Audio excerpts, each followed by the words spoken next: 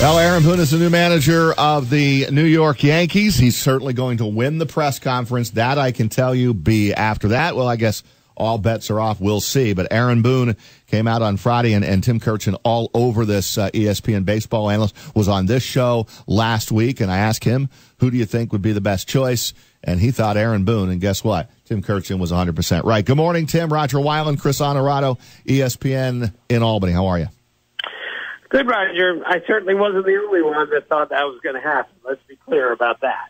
Well, yeah, but since you were on our show, we give you, big props for that. We don't want to take any extra credit here. It's not necessary, but thank you. Yeah, well, listen, so you still feel strongly that I guess it came down at the end, right? It looked like it was down the final decision between Aaron Boone and Hensley Bam Bam Eulens.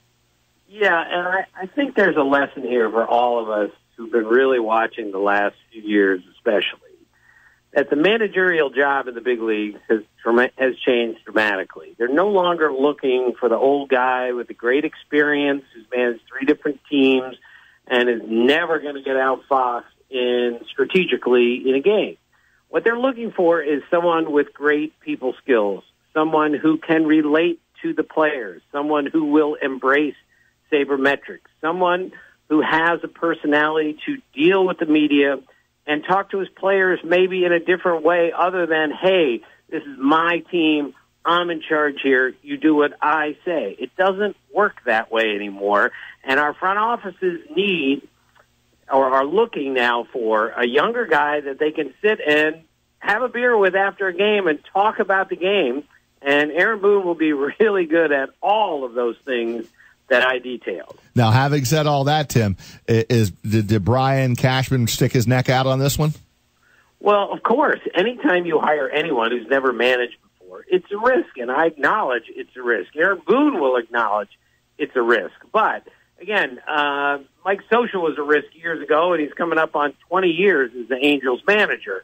I mean, A.J. Hinch was a risk for the Astros, and he just won the World Series. Dave Roberts was a risk for the Dodgers, and he just went to the World Series. This is where teams are going. They're looking for somebody who has a slightly different look at things. And when it comes to the strategy of the game, I am certain that Aaron Boone will be able to keep up with anybody. But if he can't, or if there's an issue, he's got coaches all over the place, and he'll have a front office with a list of suggestions before the game that if we get to the 6th inning with a lead, here's your guy, followed by this guy and this guy. This is how all teams do it these days.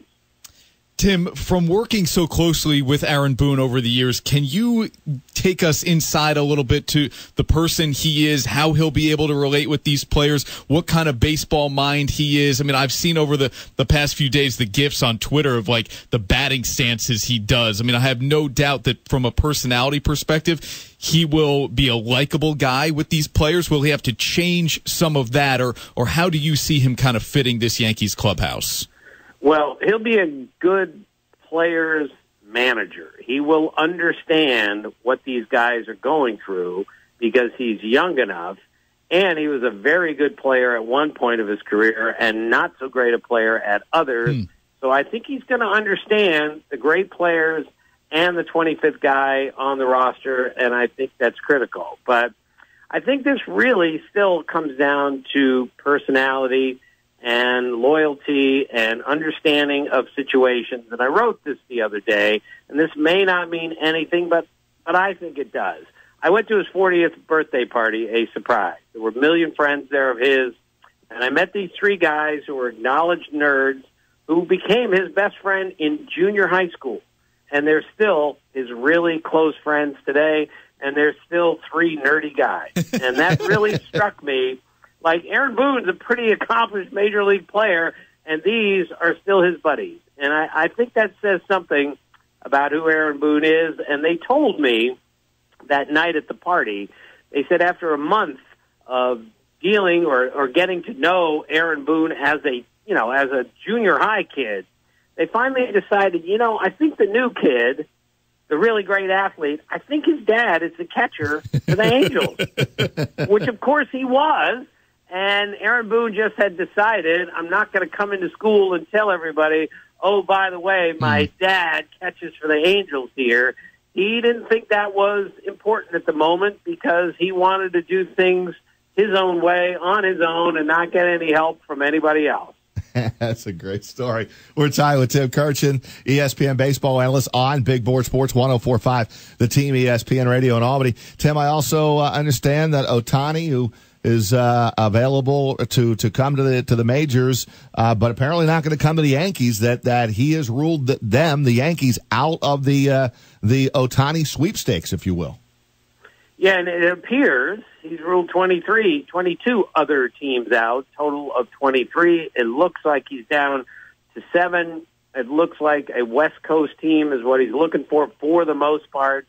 It looks like a smaller market team, perhaps, is what he's looking for, although that's not clear because the Dodgers, the Giants, the Angels, the Cubs are still on that list. But I think this just gives the Seattle Mariners, for instance, hope that they can sign him if they make the right deal for him and the right promises to him. And maybe they're the ones that say, hey, we're going to let you be a two-way player. Maybe that's what it's going to take. I'm a little surprised he's come out this quickly with this list and crossed so many teams off. But maybe it just shows this guy knows exactly what he wants, where he wants to play, and he just wants to get going, which is really a nice thing to see from a guy who could have made a whole lot more money if he'd gone through this 2 years from now.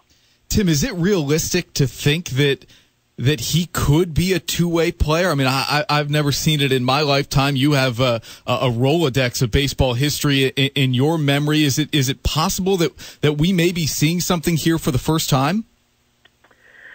Note my hesitation. Yes, I think it's possible. I think it's unlikely still, but I don't see what's so outrageous about having a two-way player in the major league. Now, look, I understand better than most how many pitchers, especially, are getting injured playing baseball these days, and how dangerous it is to play a pitcher somewhere other than the pitcher's mound and risk an injury that way. But if the guy is this good and you're the Seattle Mariners and you haven't been to the playoffs in 16 years, just using them as an example, why not give this a try? I think there's so many pitchers out there who were great hitters in high school, great hitters in college, and even great hitters somewhere in the minor leagues, but they gave it up to be a pitcher. And when you get away from hitting, you lose that skill very quickly. So I think if they keep this guy, whatever team signs him, as a hitter and a pitcher, I don't see what's so outrageous about him being at least a part-time two-way player. Well, it might have worked for the Yankees because they need a starter and they need maybe an established DH, but it's not going to happen. Does this mean, Tim, that the Yankees throw a few more dollars at CC Sabathia now?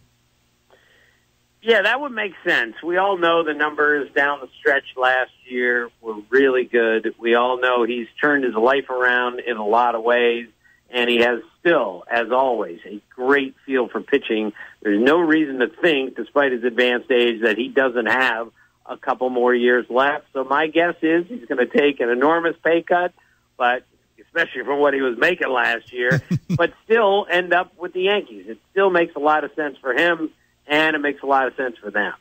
Yeah, because they're probably not going to throw enough money at, say, a Darvish or a Jake Arrieta, right? Right, that's an enormous amount of money. It looks like that's well over $100 million for each of those guys, and I think that's kind of, flies in the face of what the Yankees have been trying to do here in recent years, build a little bit more from within and not take a risk on a really high-paid pitcher when they're trying to do it a little bit more from their own guys. Tim Kurkjian. One last thing, Tim, just real quick, and I should have asked this earlier. How does Carlos Beltran kind of fit into this puzzle with the Yankees? Because we've heard that he will be part of the organization on some level.